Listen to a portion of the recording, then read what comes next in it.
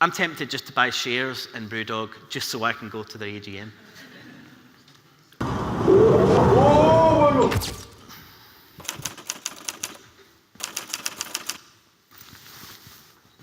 네, 어서오십시오. 저희가 이번에 시장으로 나온 제품 준비합니다.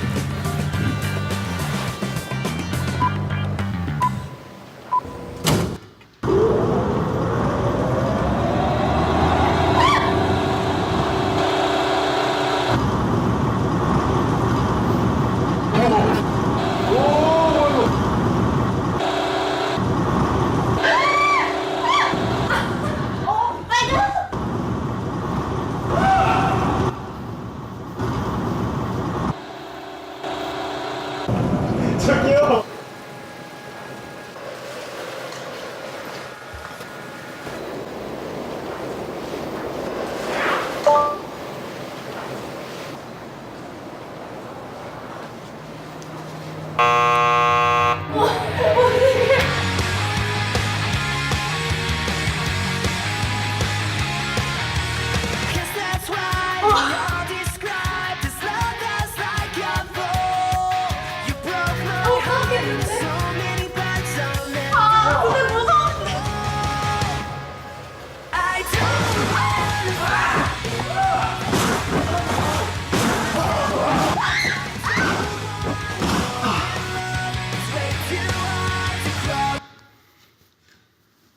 Okay, so why would I show you that?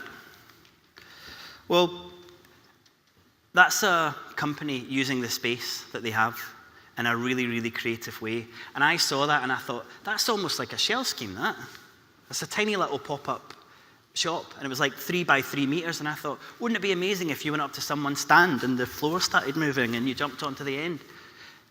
And I just thought, isn't it great that an organization is looking at the space and thinking about how they can use that creatively?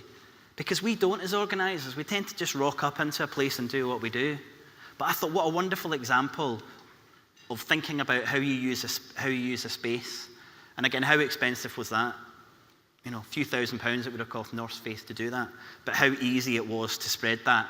Wouldn't it be great to go to an event where these types of things happen? This turns your event into an experience. So these are all the types of things that other organizations are doing with events that I would love to see associations do a little bit more. So a couple more examples. Secret Cinema. Anyone been to a Secret Cinema? It's a London thing. Yeah. So you rock up to see, you book on Secret Cinema and they say, we're showing a film on the 17th of March. That'll be £100, please. Okay? And what do you think as an association? Who's going to do that? Sales out. Sometimes within 48 hours, they've sold 2,000 or 3,000 tickets. No one knows what the film is.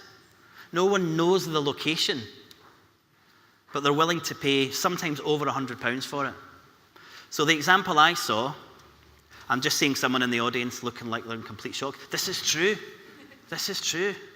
Because they know that when they go there, it's not an event, it's an experience. So the one I saw, I've not been to it, the one I saw was they created the central square in Back to the Future.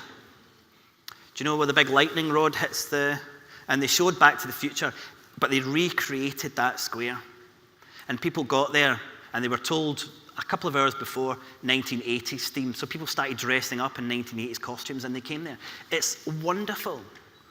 And it's one of the biggest kind of crazes in London. It's an experience, it's not an event, and people will pay much more for experiences.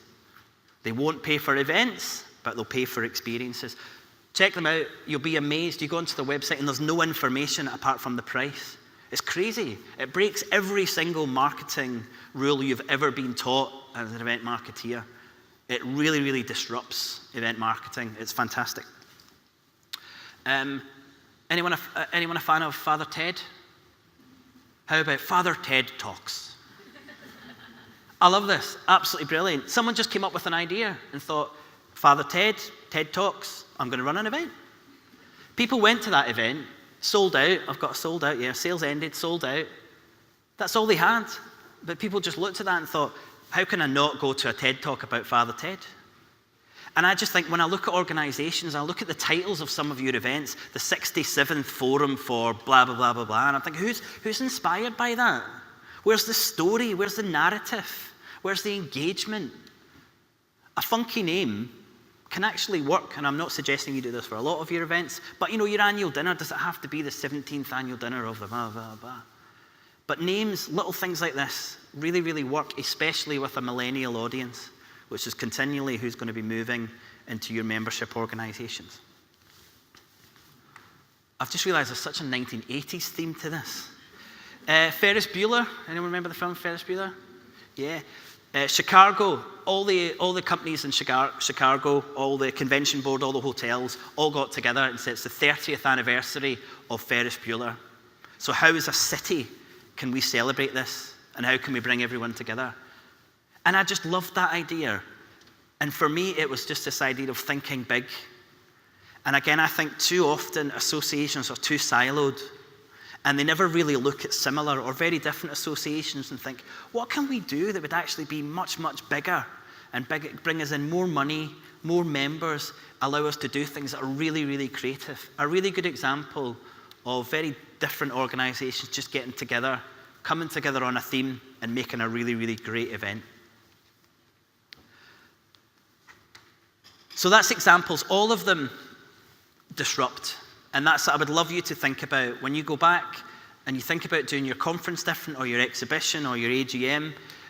Disrupt's a really positive thing. And I know if you go to your board and you say, I'm planning to disrupt the annual general meeting, they'll think you're crazy. But disrupt just means looking at something in a very, very different way to add more value. So I'd recommend that you think about doing things differently. And here's one reason why. From Henry Ford, if I gave people what they thought they wanted, they would have simply had a faster horse.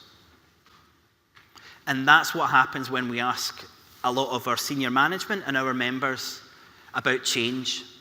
The only suggestions you get back for them are the faster horse. It's down to you as the event organisers and you as the senior managers with the organisation to come up with the idea of a car and then sell that back to your attendees. And with the exercise we've got at the end, I'm hopefully going to help you to do that. But in terms of the presentation, that's me finished. Thank you very much.